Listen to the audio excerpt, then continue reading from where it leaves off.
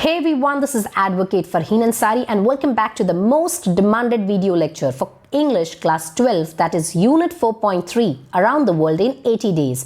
जैसे हर अच्छी चीज़ों को पूरा होने के लिए थोड़ा वक्त लगता है, उसी तरह इस लेसन को आपके लिए इंटरेस्टिंग एंड क्रिएटिव बनाने के लिए काफ़ी मेहनत लगी and I hope it will help you in your quick understanding of this lesson. Now before we actually begin to understand this lesson, let me tell you that आपके easy references and understanding के लिए I have used different colorful images. सारे hard words को red mark करके meanings bracket में provide किए हैं. And सबसे important, आपकी English textbook का line to line explanation इस वीडियो में cover किया है. अब इस टॉपिक पे there will be 2 questions asked in your exam, each for 2 marks. Question number 1 will be to describe, explain, compare, contrast, name and discuss about the plot structure or theme or setting or language or character of the novel. And question number 2 will be to illustrate, interpret, narrate, justify, find, identify about the plot structure or the theme or setting or language or the character of the novel. बच्चों, around the world in 80 days आपकी unit की सबसे interesting novel story है, which was written by Jules Gabriel Verne, जिनका जन्म 1828 में हुआ and he lived up to 1905. Mister Verne एक French novelist, poet and playwright रह चुके हैं. Mister Verne adventurous novel writing के लिए बड़े फेमस रहे हैं. उनकी लिखी किताबों में popular series of adventure novel थी journey to the centre of the earth, जो लिखी गई थी 1864 में. 20,000 लीग्स अंडर द सी, जो लिखी गई थी 1870 में. Around the world in 80 days, जो लिखी गई थी 1873 में. मिस्टर वर्न्स की किताबें फ्रांस और यूरोप में काफ़ी प्रसिद्ध रहती थी. मिस्टर वर्न दुनिया के सेकेंड मोस्ट ट्रांसलेटेड ऑथर में से एक रह चुके हैं. तो ये था एक brief intro of the writer जिन्होंने इतनी अमेजिंग एंड एडवेंचरस नॉवल लिखी है.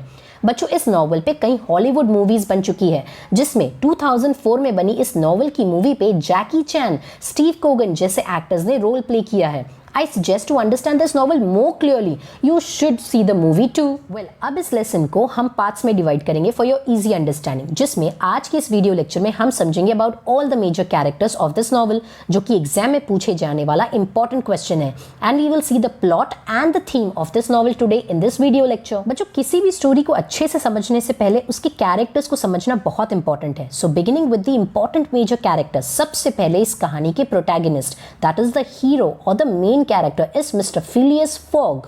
तो बच्चों, मिस्टर फॉग बहुत ही प्रिसाइज यानी एक्यूरेट एंड होशियार जेंटलमैन है जो वक्त के बहुत पंक्चुअल है. मिस्टर फॉग वेल्थ वाइज अमीर है, लेकिन वो nature wise he is very simple and reserved kind of a person, जो ज़्यादा किसी लोगों से सोशलाइज नहीं होते.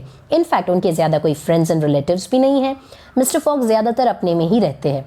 बस बोलने के लिए ही regularly goes to a London reform club, जहां वो कुछ वक्त बिताते हैं और वहां से निकल जाते हैं. बट एक दिन उसी रिफॉर्म क्लब में अपने साथी क्लब मेंबर्स से किसी बात को लेकर डिस्कशन कुछ इस तरह आगे बढ़ा कि मिस्टर फॉग ने वेजर यानी बेट, जिसे शर्त भी कहते हैं, लगा ली. वेल, किस बात की शर्त? कि वो पूरी दुनिया केवल 80 दिन में ट्रैवल कर सकते हैं. बच्चों, आज की तारीख में जब हमारे पास सारी आधुनिक टेक्नोलॉजी है, जैसे एयरप्लेन एंड ऑल, हम पूरी दुनिया 10 दिन में भी घूम सकते हैं. लेकिन ये उस ज़माने की बात है जब प्लेन्स नहीं थी, लोग शिप्स के ज़रिए ट्रैवल करते हैं. अब जब साथी मेंबर्स ने मिस्टर फॉग की ये बात सुनी तो उन्हें यकीन ही नहीं हुआ और शर्त लगी पूरे 20,000 पाउंड्स की. शर्त के पैसों से कहीं ज़्यादा मिस्टर फॉग के लिए ये इंपॉर्टेंट था कि he wanted to do that what he had said, and वो काफ़ी डिटरमाइंड थे कि वो पूरी दुनिया का चक्कर 80 दिन में पूरा कर लेंगे. The next major character of this novel is Jean Passepartout, जो कि मिस्टर फॉग के वफादार एंड लॉयल सर्वेंट है. पासापाटू फॉग के हर कमांड को सुनकर पूरा करता है. इनफैक्ट मिस्टर फॉग की around the world in 80 days की जर्नी में पासापाटू उन्हें पूरी जर्नी में असिस्ट करता है. नेचर वाइज पासापाटू बहुत ही इनोसेंट है और बेचारा अक्सर जाने अनजाने में खुद को ट्रबल में एंड अप कर देता है.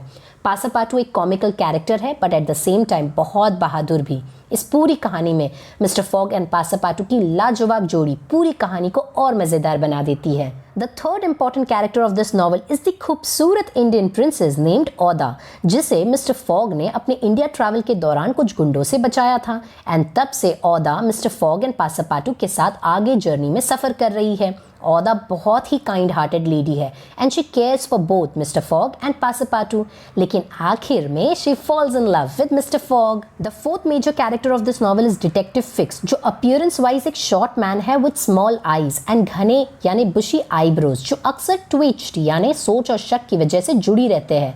बैंक ऑफ इंग्लैंड में हुई रॉबरी को फिक्स मिस्टर फॉग से लिंक करते हुए ये शक करता है कि उस बैंक की चोरी फॉग ने की है एंड इसीलिए फॉग शर्त लगाकर कंट्री से भाग निकला है।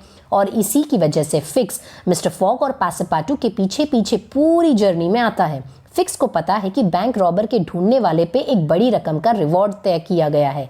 इसी लालच में वो फॉग का पीछा करते हुए उसके साथ पूरी दुनिया का चक्कर लगाता है कि कब उसे उसके खिलाफ एक अरेस्ट वारंट मिले और वो फॉग को पकड़ ले। अब इस कहानी के प्लॉट को समझते हैं। तो बच्चों, around the world in 80 days की कहानी एक रिफॉर्म क्लब से शुरू होती है जो कि इंग्लैंड में है, जहां मिस्टर फॉग और उनके रिफॉर्म क्लब के साथी Thomas Flanagan, Samuel Fallentin and John Sullivan एक शाम ऐसे ही फायरप्लेस के यहाँ बैठे न्यूज़पेपर रीड कर रहे थे। अब यहाँ मिस्टर फॉग कहानी में इंट्रोड्यूस होते हैं, जो कि बहुत ही प्रिसाइज यानी एक्यूरेट सीधी बात करने वाले इंसान हैं और हर शाम एक हैबिट की तरह रिफॉर्म क्लब जाया करते थे। अब उस शाम रिफॉर्म क्लब में मिस्टर फॉग और उनके साथी हाल ही में हुई इंग्लैंड बैंक रॉबरी पे बात कर रहे थे कि कॉन्वर्सेशन कुछ इस तरह से आगे बढ़ी कि एक शर्त यानी वेजर लग गई।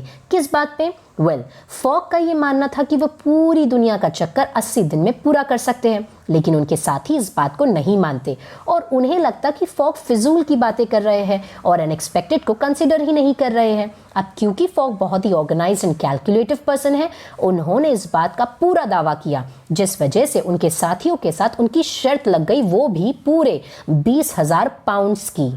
अब यहीं से कहानी का इंटायर प्लॉट शुरू होता है। इसके बाद फॉग अपना 80 दिन में पूरी वर्ल्ड का चक्कर लगाने वाला अमेजिंग एडवेंचर अपने खास कंपेनियन फ्रेंड के साथ शुरू करता है। कहानी का मेन प्लॉट फॉग की ट्रैवल जर्नी है, बाकी सारी चीज़ें इस मेन प्लॉट को कनेक्ट करती है। फिक्स जो कि एक डिटेक्टिव है, जिसे ये लगता है कि फॉग ही ने इंग्लैंड बैंक में चोरी की है, इसलिए वो पूरी जर्नी में फॉग का पीछा करता है ताकि उसे अरेस्ट कर ले। अब फॉग एक्चुअली एक स्मार्ट पर्सन है और इसी वजह से एक सस्पिशन यानी शक पूरी कहानी में बना रहता है कि कहीं सच में फॉग ने चोरी तो नहीं की।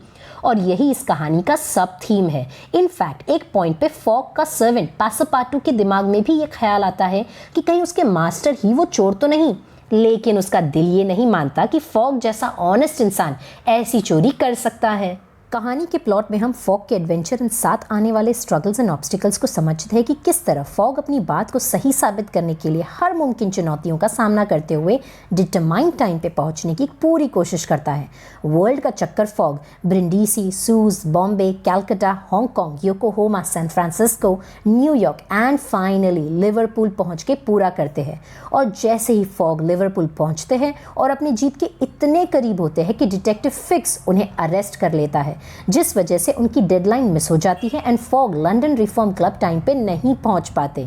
अब उन्हें ऐसा लगता है कि वो लेट हो गए हैं एंड अपनी शर्त हार गए हैं, बट इन रियलिटी फॉग की वर्ल्ड जर्नी ने उन्हें एक दिन पहले ही लिवरपूल पहुंचा दिया है। अब सवाल ये है कि क्या उन्हें ये बात पता चलती है कि वो लेट नहीं बल्कि एक दिन पहले पहुंच गए हैं?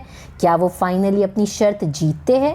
ये तो हम स्टोरी में आगे पता करेंगे। Now let's understand the theme of this novel. The theme of the novel ये है कि परसिवरेंस यानी दृढ़ता और डिटर्मिनेशन यानी दृढ़ निश्चय अगर आप में हो तो आपको आपकी मंजिल तक पहुंचने से कोई नहीं रोक सकता। इसके अलावा ये नॉवल हमें फॉग के हैरत अंगेज एडवेंचर से समझाती है करेज अमिस्ट एडवर्सिटीज यानी मुश्किल और कठिनाइयों के बीच साहस और हौसला रखना कितना ज़रूरी है। और आखिर में इस नॉवल का सबसे इंपॉर्टेंट थीम है कि अगर अच्छा करोगे तो अच्छा पाओगे, which means generosity and goodwill always page. तो बच्चों, पूरी नॉवल एडवेंचर्स एंड एक्साइटमेंट से भरी है। इस पूरी नॉवल का अंडरलाइनिंग थीम है टाइम। राइटर इस नॉवल के जरिए ये दर्शाते हैं कि किस तरह टाइम इज फिकल यानी बदलता रहता है। ये वक्त ही है जो हमें बचा सकता है या डुबा सकता है। और इस पूरी कहानी का उद्देश्य है कि कोई इंसान वक्त को कंट्रोल नहीं कर सकता। वक्त अपनी मर्जी का मालिक है और इंसान उसकी रहमत से जीते हैं। बच्चों, फॉग ने जब ये जर्नी शुरू की, he was all alone in his life. अक्सर अपने आप को लोगों से दूर रखते और बिल्कुल नहीं परवाह करते कि लोग उनके बारे में क्या सोचते हैं।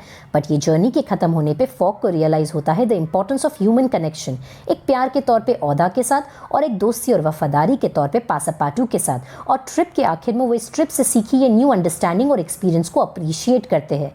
इस बेट के जरिए फॉग अपनी वेल्थ को डबल कर सकते थे, बट उनको पैसों से कहीं ज़्यादा अपना ऑनर और प्राइड की फिक्र थी। वो रिफॉर्म क्लब के लोगों को बताना चाहते थे कि वो जो कह रहे हैं वो कर सकते हैं, और इसी वजह से फॉग ने अपनी पूरी सेविंग्स उस ट्रिप में डाल दी, ये बताने के लिए कि उनके लिए पैसों से कहीं ज़्यादा इंपॉर्टेंट उनका ऑनर यानी सम्मान है। पूरी जर्नी के दौरान फॉग और उनके साथी अलग अलग ऑब्स्टिकल्स यानी डिफिकल्टीज का सामना करते हैं, और ये चैलेंजेस से उनकी क्विक थिंकिंग डेवलप होती है, जिससे कि वो कोई भी प्रॉब्लम का इनोवेटिव सोल्यूशन सोचकर उस मुसीबत से बाहर निकलते हैं।